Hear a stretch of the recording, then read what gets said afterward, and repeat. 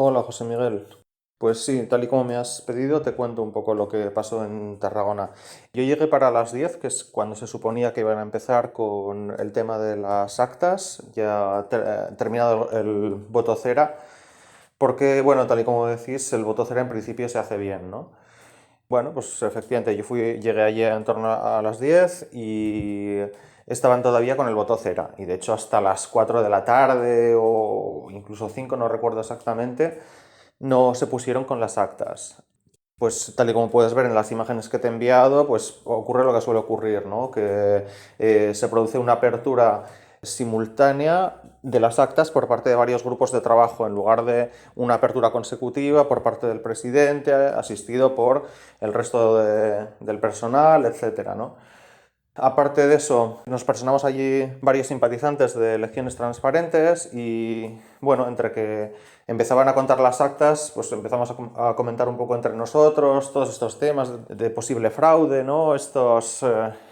Que si el tema de la no concordancia entre el Senado y el Congreso, que, bueno, más o menos nos fuimos explicando unos a otros como, pues, lo que podía ser, lo que no podía ser, etcétera.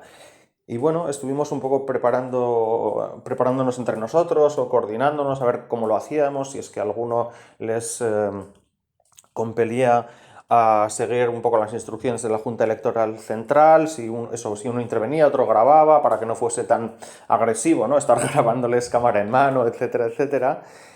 Pero bueno, entre todo esto estaba ahí también bastante gente de Vox, de hecho estaba incluso el candidato provincial de Vox, no sé si era el número uno, y lo estuvimos comentando con él también, y él nos dijo que efectivamente ellos por escrito les habían conminado a efectivamente hacer las cosas como había que hacerlas, a seguir las instrucciones de la Junta Electoral Central, etcétera, ¿no?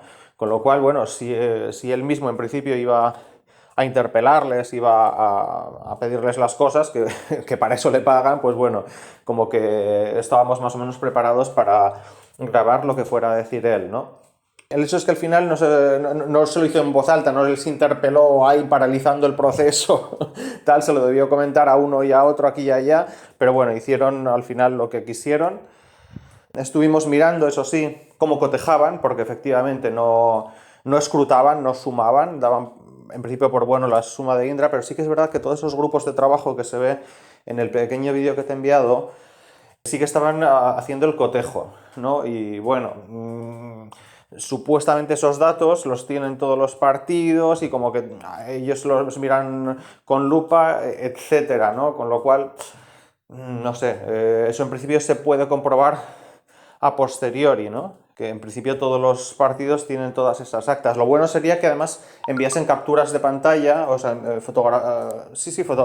capturas de pantalla, fotografías de las actas en sí, que se pudiesen consultar en las webs de todos los partidos. Entonces, bueno, si se puede hacer esa suma a posteriori y es fidedigna, como que, no sé, no le dimos tanta importancia. Yo allí fui a constatar, a dejar constancia videográfica de cómo se hacían las cosas, bien o mal. Mal parece ser, pero bueno, ahí está todo. Por lo demás, bastante normalidad. Se podía entrar y salir tranquilamente. No nos pusieron una pega para nada. A un amigo de Bilbao me contó que todo lo contrario, que no dejaron ahí entrar a nadie, incluso que a uno lo sacaron a palos porque les interpeló y les pidió hacer las cosas como es debido. Entonces, al menos ese último punto pues, fue positivo, ¿no? En el sentido de la normalidad, de la no restricción de acceso, etcétera. Bueno, y como último apunte, igual comentar que mi impresión personal es que el posible fraude electoral está en el voto por correo, pero claro, como ya le llevo tiempo diciendo a Pilar, eso es indetectable. Por mucho que se haga a la perfección el escrutinio general, que debería hacerse por una cuestión de forma, pero eso, en el tema de fondo, ya te digo, si las cosas se hacen un poco bien, si se puede tener acceso a las actas originales, etcétera, mediante muestreos y demás, se debería poder detectar posibles discrepancias, fraudes, faltas de concordancia con respecto a las tendencias generales de voto, etcétera. Entonces, bueno, pues sí, está bien pelear este tema de forma y de procedimiento, Pero claro, yo veo que el problema grave está en correos que no tienen ningún tipo de filtro y que, no sé, debería incluso posiblemente prohibirse como modalidad de voto, como tengo entendido está prohibido en países cercanos, avanzados, etcétera.